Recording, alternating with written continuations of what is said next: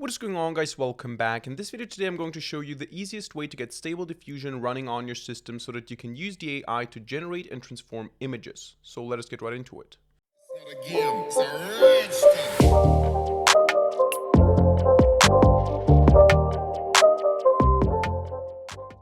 Alright, so the easiest way to get Stable Diffusion running on your system is to use the Stable Diffusion WebUI repository. You will find a link in the description down below. I also have a video on this channel where I show you how to install Stable Diffusion from the original repository. There the process is more complicated. We have to change configs, we have to create environments, we have to install things. Here all we need to do is we need to clone the repository and we can then just use Stable Diffusion in a web interface. Now of course some basic stuff needs to be in place, so you need to have a Python installation that's compatible, so probably the most recent one, or at least 3.9, which is what I'm using, will be enough to get this running. But besides that, you don't need much. So what you can do is you can just clone the repository either by using Git, or you can also download a zip file if you don't have Git installed. I'm going to use git clone. So I'm going to open up my command line. I'm going to navigate to the desktop and I'm going to say git clone, and I'm going to download Stable Diffusion. So essentially, this repository, you don't need to do anything. You can scroll down here. If you're using Windows, there is a section, and if you're using Linux, there's another section for, basically you can see here that the only thing that you need to install is Python and Python environments. So this is also true for Windows. All we have to do is we have to install Python, we have to install Git, we have to clone the repository, and then we just run this WebUI user batch file. So it's a very, very simple process, nothing complicated.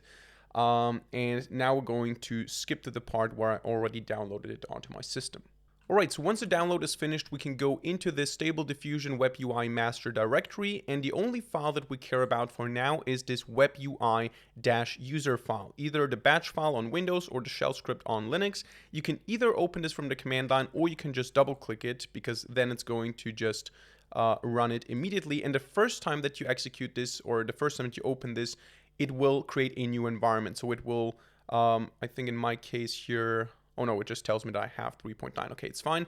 But it basically installs Torch and other packages, and it builds this own environment, this own virtual environment that we're going to be operating in. And once all of this is done, we can access the web interface, the UI, on localhost.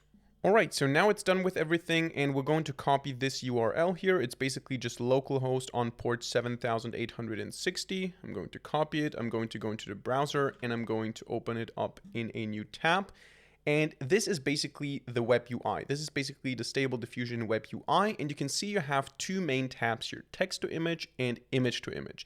Then you also have some additional tabs with settings, extensions, checkpoint merger, and stuff like that. But those two tabs here, text to image and image to image, are the main tabs that you will be operating in.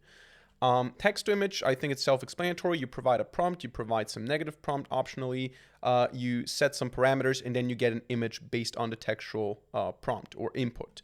Image to image has different subsections. So we have image to image, where you just take an image and a prompt and you generate a new image. And then we have also stuff like Impainting, where you basically take an image, then you mark certain areas with a brush or with a mask, and essentially you get the same image, but the marked area may change depending on your prompt. One thing that's also important to mention, or interesting to know, is that you can use different checkpoints. So this is the default one that you can see here, a save tensors file that is shipped with this web UI, but there are also different checkpoint models out there. I think there's some that are related to certain scenery, certain types of, I don't know, maybe animals. I don't know what kind of models are out there, but probably you have different specializations. So some models might be for generating some cartoon or anime art. Others might be more realistic.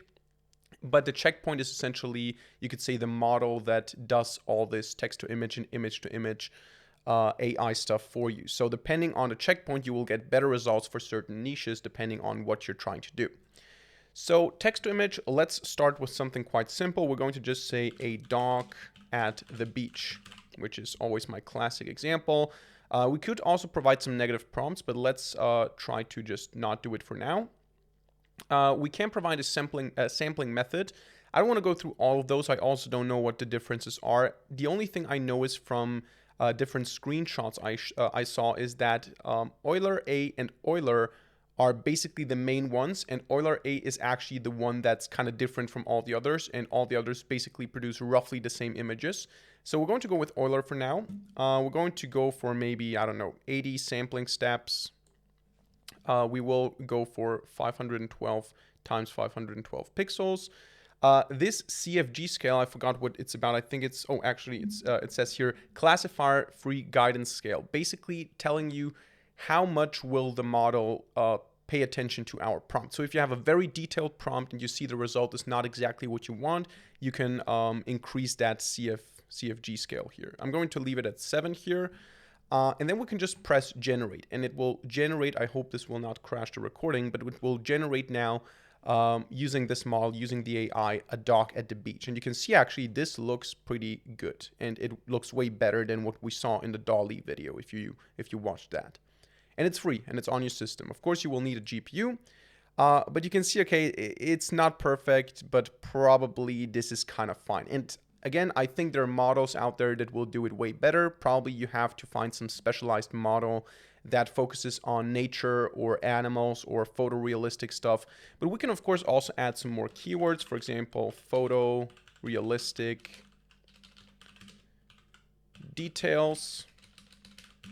Like this, come on.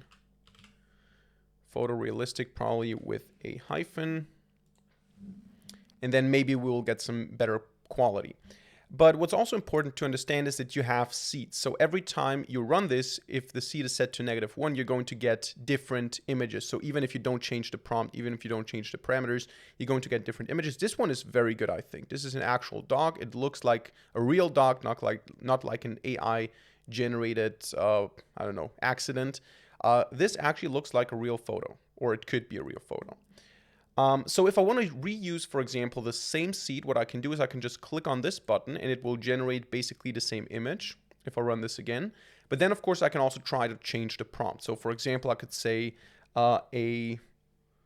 maybe a blue dog at the beach. And I will say maybe as a negative prompt, white dog, brown dog. I'm not sure if this is going to change much, but it should influence the query to some degree. Okay, now it gives me a completely different image, even though the seed is the same, just because, yeah, this messes up basically what we get as a result. So maybe I can just keep the same prompt, but just say white dog and brown dog as a negative here. I'm not sure if this will influence the result. What do we get here now? This doesn't look like a dog at all. This looks like a, what the fuck is this? I don't know what this is. But yeah, if I want to go back, I can just delete the negative prompt and I should get the initial image. I have no idea what this is. But this is now our original doc again. But what we could do, and I think this shouldn't change this massively, is we can change the CFG scale, for example. So if I increase this to 10, it should slightly change the image to match more what I'm asking for. But in this case, I don't know what it should change much. But you can see now, I think it's a different race. But it's a quite similar picture. So all of these images, by the way, they're stored at an output directory. So let me just go to desktop, Stable Diffusion, and then outputs, text to image. And here you can see now all the generated images. Now, what we could do is we can go now to the image to image tab. I can take this image. So for example, this dog here. We can go to image, actually I wasn't Impainting, we can go to image, and then I can just take this dog and change the prompt to be something else. So I can say blue dog at the beach, photorealistic details. And then maybe I can say white dog, brown dog as a negative prompt. Again, we have the parameters here. Let's go again for 80. Let's go for a denoising strength of, what is actually denoising strength doing? Maybe we can see what it says. How little respect the algorithm should have for image content. Yeah, okay, so the higher this is, the more it will change what we already have. So if I basically want to keep most of the image, what I would do is I would put this to maybe 0.3 or 0.4. And then if I put it to 1, it's basically, I think, going to regenerate the full image. So let's just see what we get if I do it like that. It does change the now it's a pit bull, right? I mean, okay, this looks not so good. Let's change this maybe to, let's maybe increase this, and let's maybe decrease this. Let's see what we get here. Okay, now we get, I think, the same race, but with some blue dots. And maybe if I increase this even more, it will completely change the image. Okay, now we get a completely different image, as you can see. So this is really not what we're looking for. What could be more promising here is to use Inpainting. So for example, now I already loaded the image here as well. Inpainting basically means I can draw on the image, and whatever I draw is going to be taken as area that has to change. So for example, I don't know if this is going to work, but what I could try to do is I could try to spawn something here. So for example, maybe I want to have an umbrella. So maybe I can just draw the shape of an umbrella here. Come on, go away. Maybe I can do something that roughly is the area of an umbrella. And then I could just say Impaint. I can say umbrella at the beach. I can remove the negative prompts. And then here I can say that I want to fill. Now, filling always means that we're changing, we're filling this area, literally. Original basically means take what's already there below this area and change it, or optimize it, or something like that.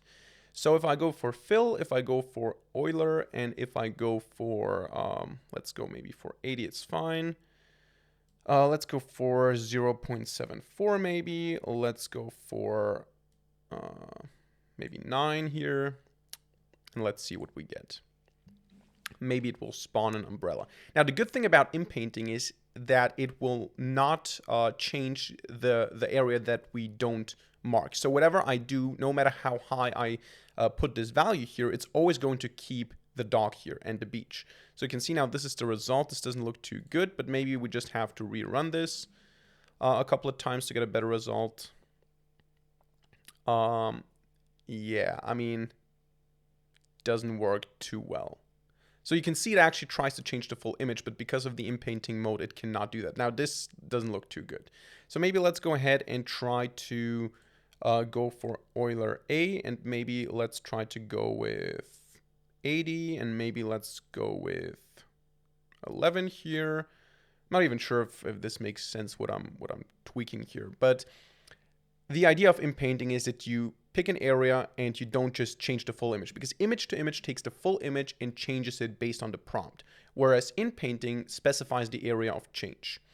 So this with the umbrella doesn't seem to work too well. Let's maybe try original, even though I don't think that this will help a lot. Now we have a leash. Is this a leash? I don't know. It doesn't look like an umbrella.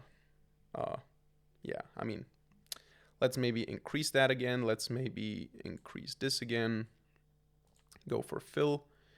Let's try one more time. Otherwise, we're going to try something else. Maybe we can try to remove the legs and make it a flying dog or something. Now, what's happening here doesn't make a lot of sense. Doesn't look too good. So let's try something else maybe, if we can't do the umbrella. First of all, maybe let's do something simple. Maybe I can spawn a shark in the water here. So maybe I can say shark in the water at the beach. I don't know.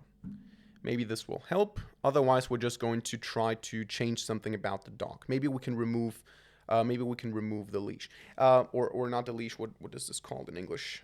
I'm not a native speaker. This thing here on its neck. I think it's not called necklace. Okay, it spawns something. This does not look like a shark. However, I think there is a specific Inpainting model, or models that are more optimized for Inpainting. Maybe this is the reason you have to load a checkpoint or something that is better at Inpainting. But we're going to try still now to remove this thing here. We're just going to mark it, and we're going to say dock at the beach. And then we're going to say, I don't know, again, I don't know what it's called, but I'm going to just say this here as a negative prompt. We're going to go for original. We're going to go for maybe 0.55. We're going to go for 11. We're going to go for Euler. Let's see if this removes. this blue thing. Not really, but it changes it. Now it looks like a watch almost, or a belt. But maybe we can actually increase this and get rid of that. So now it looks like it's almost part of the fur.